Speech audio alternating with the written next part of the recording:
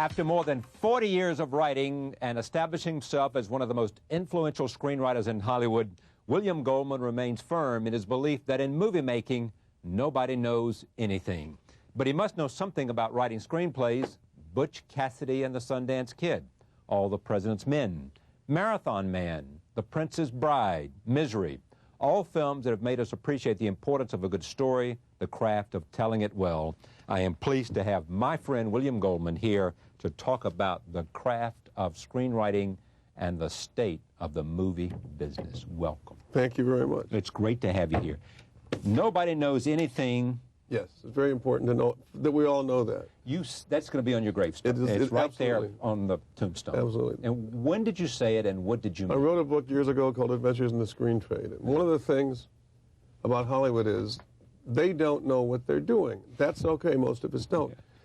They make a lot of money, and they have to essentially make us think they do know what they're doing. In other words, Warren Buffett does not know what the stock market's going to do tomorrow. So they have their shibboleths. They have these nut reasons about what movies will work and what movie won't work. I was so thrilled with the commercial success of First Wives Club this year because it flew in the face of all their wisdom. It opened at the wrong time, early fall. It had these people in it that they didn't want to see, these quote, quote, used up stars. Right. It was a huge hit. Now their wisdom is, yes, there is a market, but only for those three women. That's what they're saying. As if you made Meryl Streep had been in there, it would not have been a big film. And Cher, it wouldn't have been a big. That's right. I mean, they have to have these things because the only reason First Wives Club got made, it's not a masterpiece, was Sherry Lansing's a woman. And Sherry, I think there's, who's the head of Paramount. Right. I think there's a world of stuff out there they don't make. They want to make these ghastly testosterone Sylvester Stallone movies like Judge Dredd and lose a lot of money. That's what they want to do. Well, but do you feel the same way about Eraser that Arnold Schwarzenegger made? No, I don't think they all stink. I just think basically they have a faith that those bloodbath action pictures will save them. And all they do is get more and more expensive, kill more and more people. Well, they have that faith because they know it lives beyond these shores. It does. And it plays well in Japan. As I once wrote, mouth breathers in Asia like them very much. Stupid young men get off on the violence. That's one of the things they think. It's true. But I think right now, for me, I'm only talking about Hollywood films. I'm not talking about Fargo. I'm not talking about Lone Star. I'm not talking about English Patient. I'm not talking about Shine. I'm not talking about Emma. Because those are, in essence, whether they come out of a studio or not, in essence, independent films. I'm talking about, I'm a child of the 30s and 40s. I never saw a foreign film till I was in my 20s. I like Hollywood films, and they stink. The quality of them is just terrible. The things that the studios are making. And why is that? I think because costs are so high that they basically are terrified to make a lot of the stuff that they used to make. I will tell you a very quick story. I was doctoring a great disaster. Wonderful idea for a movie, Last Action Hero with Schwarzenegger. It was Shane Black. It was the doctoring, meaning that the script was in trouble, and so somebody said, I had been brought in to do what I could. Shane Black had also been brought in to do the same thing. We were working together. And Shane Black's like 30 and just sold his last screenplay for $4 million and blah, blah, blah. Anyway, we were in the middle of this, and he said, do you know why I envy you? And I said, I can't think of one reason. And he said, because you got to write movies in the 60s. And I thought, yeah, I did. That was before Jaws changed everything in 1975. In the 60s, you could make movies that weren't expected to make fortunes. So the variety of what was open to the studios was much, much wider now. Because now, if you want a star, it's $20 million, and a star you don't want is 10. So you're stuck with these huge costs, so they'll think, well, how can we amortize our costs? We'll make a movie that it will be less challenging, shall we say. There's a guy who's a new film critic for Esquire magazine who I don't know, but one of the things that brought my attention to what he writes is he said Steven Spielberg, as good as he is, has been bad for the movie business. He wrote a piece, I read it. Do you agree with the piece? Well, it's interesting. He said that Lucas and Spielberg destroyed Hollywood, the point being the real reality is it's not Lucas and Spielberg who are very brilliant and gifted. Right. It's the fact that their movies were successful.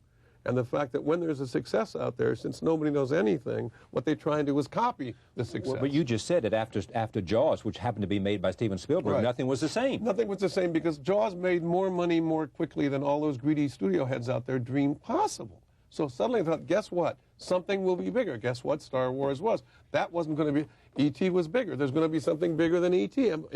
Independence Day 2, when they figure out what it's going to be out, is going to be gigantic. But let's go back to your dilemma. I mean, you are a very gifted screenwriter, and I don't have to... I've been doing it a long time. I know you have. and you've learned well, and not everything you do is great, but you've done some very good screenwriting. Thank you very much. Right? You know a lot of good people. English Patient is a movie you liked, right? There are a lot of wonderful movies, but they're Why not... can't you...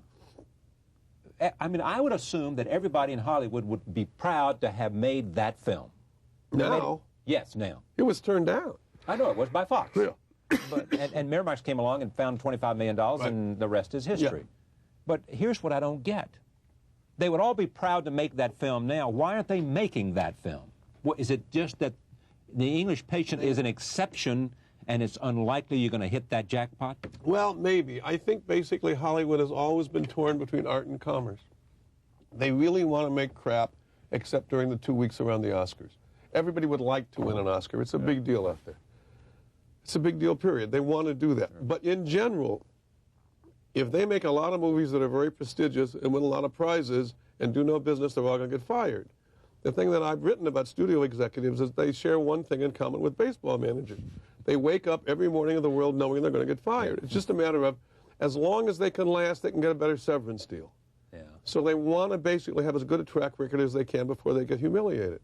And the best way to do that is to have big star vehicles that cost a lot of money and pray. Well, why is that true? I mean, because of all those guys that have done that and gotten fired. I mean, Canton was the most recent, was he not? Absolutely. Absolutely. There'll be others very shortly, but I mean, there always are. But I mean, Canton certainly very recently, and I think. But it's hard to pick public taste. It's hard. When I give you the Charlie Rose story, if I'm a studio, and you give me that, are people going to want to see that in 3 years? Because that's essentially how long it takes usually for a movie to hit the screen. That's the toughest thing. It's very hard to pick public taste at that time. You think a star is hot, by the time you get your movie out, he's at 2 stiffs. I mean, it's very hard to know. What they have put their faith in stars. My problem with stars is Baryshnikov is a star in the stage. If you put Pavarotti as a star, I don't care. He could be singing Andrew Lloyd Webber. He could be singing Mozart. He will pack the place. The problem with movie stars is they don't pack the place all the time. Sometimes there's no interest in them at all, but you have to pay them as if there were. There was a time when some stars took less and took a percentage of the profits. That doesn't happen anymore. Now everybody gets... The whole deal has become so financially grotesque that they are cursed into making, for the most part, the studios, movies that they hope will do $100 million. Most movies don't. So it's all a giant roulette wheel and nobody knows nothing. Well, they really don't. I mean, one of the things about screenwriting is it's very important. I work a lot with young writers, and one of the things I try and tell them in the very beginning is that I don't know what I'm doing as a screenwriter. By which I mean, it's a question I started asking people.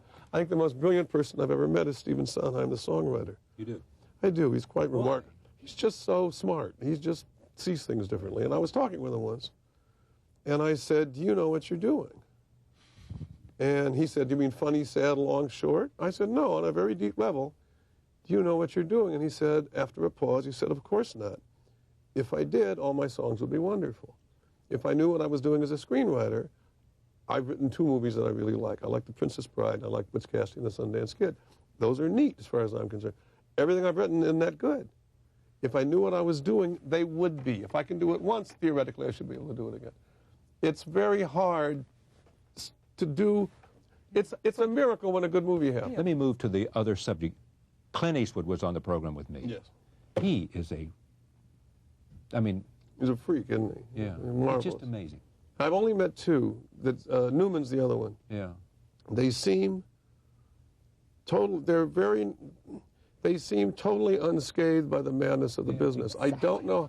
I don't know how they escaped. I was just watching, I have a movie that Mr. Eastwood directed. I know, and that's what we're going to talk about. Coming out in February, and I've seen it, and I think it's called Absolute Power. Absolute Power, yeah, it's really terrific. But watching him work is different. I've been on movie sets for a long, long time.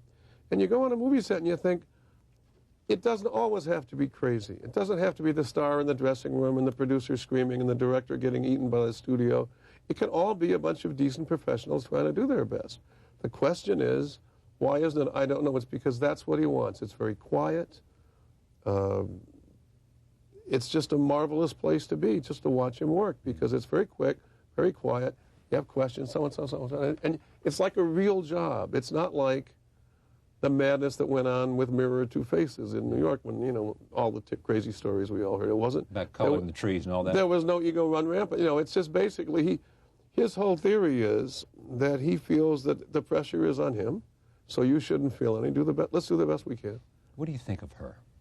Who? Streisand. I think she's a phenomenal singer. I've always thought she was a phenomenal singer. And I think that she has beaten the public into believing her greatness. She wants it. I was talking earlier with somebody. On Princess Bride, I really thought Robin Wright, who was the title role, was going to be, she was 20. I thought Robin Wright was going to be the biggest star in the world. She was beautiful, she was gifted, wonderful, wonderful talent. And she isn't. And that's because she doesn't want to be a big movie star. She turns down everything. She was in Forrest Gump, it was her first hit. And I remember her saying that she was going to be the lead with Kevin Costner in Robin Hood, which was a huge hit. But she got pregnant. And so she dropped out. Another actress played the part. And I remember thinking, Barbra Streisand does not get pregnant at such a time. She is absolutely obsessed with her fame and her stardom and her gifts and her career. And her talents are so great, she makes us go along with her. There's nobody else quite like her. Her talents as a singer, as an actress, as a director? Whatever, as a force. I mean, she's quite remarkable. Yeah. I mean, I don't know her, but, you know. Yeah. Back to Eastwood. Yes. Here's the story I heard. That when he first saw the screenplay and was sent to him, he liked it. And he said, but you want me to play the Secret Service agent? Yeah, he wanted it was a detective. He didn't want a detective, the detective. I want to be the thief. Yep. Right? Yep, absolutely. Rewrite the damn screenplay so that the star, the main character, is the thief, and I'll do it. Correct or not? Well, he said, I'll read it again. And I couldn't do it. And I was at a Nick game with Tony Gilroy, who's a wonderful young screenwriter, wrote Dolores Claiborne, Extreme Measures. I was whining to him. And Tony had read the first draft, and he said, oh, he's right, the thief's the only best character anyway. So Tony essentially saved me. Tony showed me how to do it. I absolutely couldn't do it because I'd been so obsessed with that the guy had died so fabulously halfway through, and then suddenly, zap, I didn't know how to keep my life. Then suddenly, once Tony opened it up for me, I could write it. But it was quite remarkable. It was the hardest thing I'd ever done. You got 3 books out now. William Goldman, 5 screenplays. All the President's Men. Right. Redford. Right. Fabulous film figure. Wonderful director. Does he, and created Sundance and done a lot of other things beyond being a movie star? Absolutely. Is he too dedicated to, in a sense, not risking the Redford image? I don't know. I was looking at a picture of Mel Gibson on the cover of Premiere. And Mel Gibson's right now very, very, very big. And he's, you know, with Braveheart and with Ransom, he's on top of the heap, etc. And I was looking, he had a facial expression not dissimilar to something that Redford used. And I thought, gee, what happens is to these people, you know, Spencer Tracy, the last 15 years of his life, would not wear a part that required makeup. He hated the artifice of being an actor in movies so much. Something happens to actors after they've done it for a while, after they've gotten the adulation, after they've gotten rich. Remember, these guys aren't rich. Suddenly they are rich. They never have to, their grandchildren never have to work again. It's a big adjustment for them. Suddenly, I think what happens is they get tired of doing anything that pushes them particularly. Maybe something will come along that will capture them. I think Redford's become a marvelous director. I wish he directed more. But I think that, you know, are you saying has he challenged himself as an actor in the last years? I don't know. I'm not privy to that thought. He must think he's doing parts he wants to do. But I mean, ultimately, I think they get bored with it. It's a phony life. It's great for getting a table at Spago. But I mean, I wrote a line once, which was, I made a lot. You can get a table at Spago. I will quote you a line. I said, stars have no friends. They have business acquaintances and serfs. And that's the life that they lead. Now, it's a difficult life. They're surrounded, most of them have entourages. Eastwood has no entourage, obviously. Newman has no. Well, it comes along. I mean, it's different. Doesn't need that. But these guys basically they're all very bright people. They may not be school bright. It's hard to be a movie star. If William Goldman, 5 screenplays, All the President's Men is here, Magic is here, Harper is here, Maverick is here, The Great Waldo Pepper is here, 4 screenplays with essays. Marathon Man with Sir Laurence Olivier and Dustin Hoffman. Butch Cassidy and Sundance Kid, his favorite. The Princess Bride, his second favorite. And Misery, and also The Ghost in the Darkness, a screenplay by William Goldman. This money for this is going to charity, or is that? For the books, yeah. I think it all goes to charity. Motion Picture and Television Fund. I want you to come back, because I deliberately have not talked about screenplays per se and the craft of writing screenplays. I'd love for you to do that sometime. Good. This is not as bad as it might be. No, you're right. I got through it. Yes, you did. William Goldman, screenwriter par excellence, with 3 books, including screenplays and essays about screens. We thank you for joining us this evening. We'll see you next time. See you then.